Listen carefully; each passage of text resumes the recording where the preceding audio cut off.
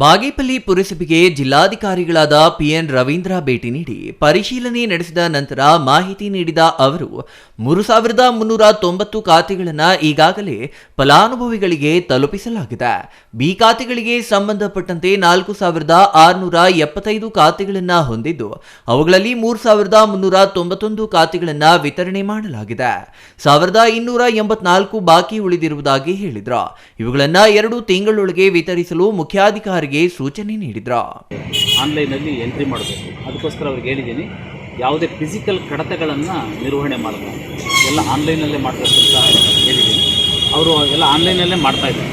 ಯಾವುದನ್ನು ಕೂಡ ಫಿಸಿಕಲ್ ಕಾಪಿಗಳನ್ನು ಕಡತಗಳನ್ನು ಪುಟಪ್ ಮಾಡಿ ಅದಕ್ಕೆ ಅನುಮೋದನೆಯನ್ನು ತೆಗೆದುಕೊಳ್ತಾ ಇಲ್ಲ. ಹಾಗಾಗಿ ಇದನ್ನೆಲ್ಲದನ್ನು ಕೂಡ ಮುಗಿಸ್ಲಿಕ್ಕೆ ಅವರು 2 ತಿಂಗಳ ಕಾಲಾವಕಾಶವನ್ನು ಹೇಳಿದ್ದಾರೆ, ಇದೆಲ್ಲ ಕಂಪ್ಲೀಟ್ ಮಾಡಲಿಕ್ಕೆ.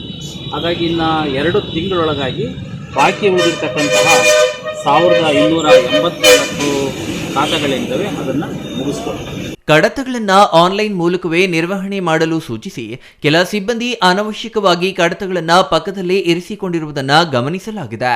ಆ ರೀತಿ ಮಾಡದಂತೆ ಹಾಗೂ ಭೌತಿಕವಾಗಿ ಕಡತಗಳ ವಿಲೇವಾರಿ ಅನುಮೋದನೆ ಮಾಡದಂತೆ ತಿಳಿಸಿದ್ರು.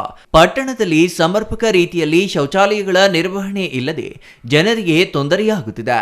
ಹಾಗಾಗಿ ಸಮರ್ಪಕ ನಿರ್ವಹಣೆಗೆ ಸೂಚನೆ ನೀಡಿದ್ರು. ಬೀದಿ ದೀಪಗಳಿಗೆ ನಿರ್ವಹಣೆಗೆ ಟೆಂಡರ್ ಪ್ರಕ್ರಿಯೆ ಮುಂಬರುವ ಆಗಸ್ಟ್ 15ರೊಳಗೆ ಮುಗಿಸಿ ಸುಸಜ್ಜಿತ ಬೀದಿ ದೀಪಗಳನ್ನು ಅಳವಡಿಸುವುದಾಗಿ ಸ್ಪಷ್ಟನೆ ನೀಡಿದ್ರು.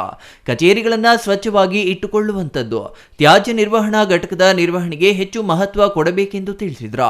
ಚಿತ್ರಾವತಿ ನದಿ ಪಾತ್ರಕ್ಕೆ ಬಿಡುತ್ತಿರುವ ಕೊಳಚೆ ನೀರನ್ನ ನಿರ್ವಹಣೆ ಮಾಡಲು ಪ್ರಾಜೆಕ್ಟ್ 3.50 ಕೋಟಿ ವೆಚ್ಚದಲ್ಲಿ SWM ಅಡಿಯಲ್ಲಿ ವರದಿ ತಯಾರಿಸಲಾಗಿದ್ದು ಅದನ್ನು ಶೀಘ್ರದಲ್ಲಿ ಅನುಷ್ಠಾನಗೊಳಿಸಿ ತ್ಯಾಜ್ಯ ನೀರಿನ ನಿರ್ವಹಣೆ ಮಾಡುವುದಾಗಿ ಜಿಲ್ಲಾಧಿಕಾರಿಗಳು ತಿಳಿಸಿದ್ರು. Ganesh R, CTV news, Bagepalli.